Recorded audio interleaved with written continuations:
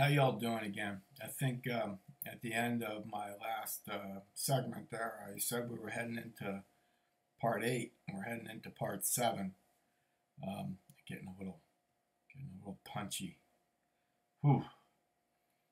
Anyway, I thought I would get us started talking about uh, the critical medical anthropology for just a little bit. I don't know if I'm going to cover the whole topic right now.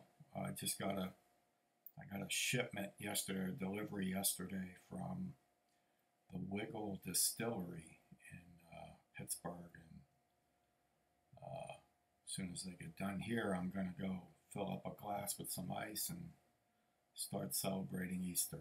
So anyway, um, here we go. So we want to start talking about critical medical anthropology, which is the third of the theoretical perspectives that Miller talks about in the chapter. Okay, and here we go. So it's called critical medical anthropology, and what it's critical of is the Western biomedical model.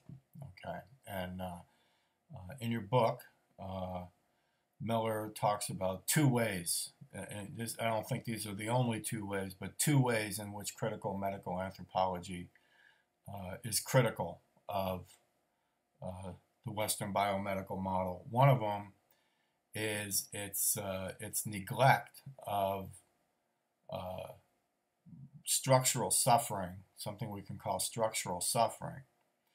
And then the other, neglect of structural suffering, which includes things like the neglect of the understanding of social conditions as the underlying cause of all kinds of health problems. For example, poverty as an underlying cause of all kinds of health problems. Another thing that it's going to be critical of is going to be the institution of medicine itself. And in this case, Miller talks about medical school training and as an enculturation process, and what some of the issues surrounding that medical school training are, that then translate into a certain kind of relationship between doctors and their patients, right? Physicians and their patients. And then I want to do a third one. I'm going to talk about these things in a way maybe a little bit different than how Miller talks about them in your chapter. Excuse me, but she talks about something called culturally specific syndromes. And I think maybe we can look at those culturally specific syndromes in the context of a critique of the Western biomedical model. So that's where we're going to be heading. All right, so here we go. So the critical medical anthropology focuses on, or wants to focus on, structural factors, right? Social structural factors, political factors, economic factors, other kinds of social factors, for example, and how those things affect health. So afflictions, the kinds of afflictions people suffer, their health status, their access to health care and so on is somehow related to their social situation, their political situation, their economic situation, right? What we called before, again, structural suffering. Think about Nancy Shepherd Hughes' article. How does the conditions under which those people live in that shanty town influence the kinds of things that they suffer, and affects their health status? Okay, and what kind of medical care, what kind of medical treatment do they actually have access to? All right, so critical medical anthropology is a call, right, to focus on these structural factors. Okay. Now, the other thing it's going to talk about in connection to that is how Western biomedicine is itself a problem, right? Because it, in other words, it doesn't help. It sometimes hurts, right? It sometimes contributes to the problem because it serves to bolster the institution of medicine itself, to the detriment of helping the poor, right, and the powerless. And I have an example I want to read to you from Miller's book here. If I can find, here it is right here. So I'm on page 106 in our book here.